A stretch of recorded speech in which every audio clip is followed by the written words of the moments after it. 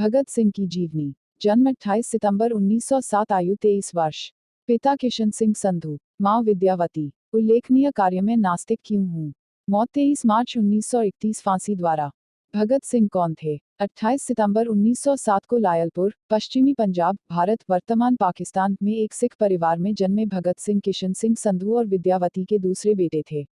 उनके दादा अर्जन सिंह, पिता किशन सिंह और चाचा अजीत सिंह भारतीय स्वतंत्रता आंदोलन में सक्रिय रूप से शामिल थे।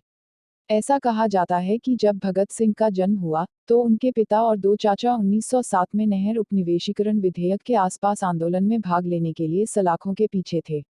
कुछ वर्षों तक एक गांव के स्कूल में पढ़ने के बाद उन्होंने आर्य समाज द्वारा संचालित लाहौर के एक एंग्लो वैदिक स्कूल में दाखिला लिया। 1923 में उन्हें लाहौर के नेशनल कॉलेज में भर्ती कराया गया, जिसकी स्थापना भारतीय स्वतंत्रता कार्यकर्ता लाला लाजपत राय ने की थी।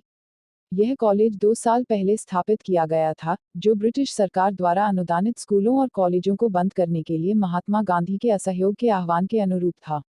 चूंकि उनका परिवार प्रगतिशील राजनीति में सक्रिय रूप से शामिल था, भगत सिंह भी भारत के स्वतंत्रता संग्राम में सक्रिय हो गए। जनरल डायर द्वारा हजारों निहत्थे प्रदर्शनकारियों की हत्या के कुछ घंटों बाद उन्होंने जलियांवाला बाग नरसंहार स्थल का दौरा किया। भगत सिंह के क्रांतिकारी कार्य। पुलिस अधिकारी जॉन सॉन्डर्स की हत्या। भारत में राजनीतिक स्थिति की रिपोर्ट देने के लिए ब्रिटिश सरकार द्वारा साइमन कमीशन की स्थापना की गई थी। सर जॉन साइमन की अध्यक्षता वाले आयोग का बहिष्कार किया गया क्योंकि कोई भी भारतीय इसका हिस्सा नहीं था। 30 अक्टूबर 1928 को आयोग ने लाहौर का दौरा किया। लाला लाजपत राय ने इसके विरुद्ध एक मौन जुलूस का नेतृत्व किया।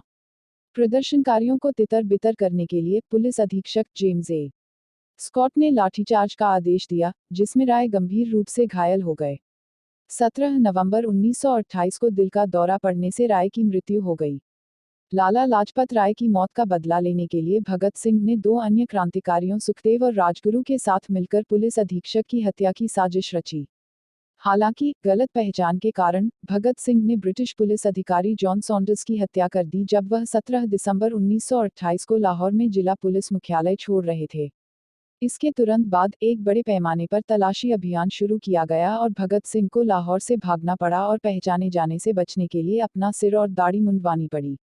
जबकि राष्ट्रपिता महात्मा गांधी ने भगत सिंह द्वारा किए गए हिंसक कृत्य की निंदा की, भारत के पूर्व प्रधानमंत्री जवाहरलाल नेहरू ने कहा, भगत सिंह अपने आतंकवादी कृत्य के कारण लोकप्रिय नहीं हुए, बल्कि इसलिए लोकप्रिय हुए क्योंकि वह कुछ समय के लिए लाला लाजपत राय और उनके माध्यम से राष्ट्र के सम्मान की रक्षा करते दिखे। वह एक प्रतीक बन गए, कृत्य भुला दिया गया, प्रतीक बना रहा और कुछ ही महीनों में पंजाब का प्रत्येक शहर और गांव और कुछ हद तक शेष उत्तरी भारत उनके नाम से गूंज उठा।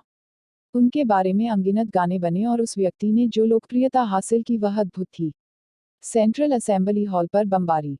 8 अप्रैल 1929 को भगत सिंह ने बटुकेश्वर दत्त के साथ विधानसभा कक्ष में सार्वजनिक गैलरी से 2 बम फेंके, जब यह सत्र चल रहा था।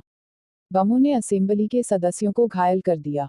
इसके बाद पैदा हुई अराजकता और भ्रम की स्थिति ने उन दोनों को असेंबली हॉल से भागने का मौका दे दिया, लेकिन वे वहीं रुके रहे और लोकप्रिय जुमले "इनकलाब जिंदाबाद" के नारे लगाए। इसके बाद सिंह और दत्त को गिरफ्तार कर लिया गया और दिल्ली की कई जेलों में ले जाया गया।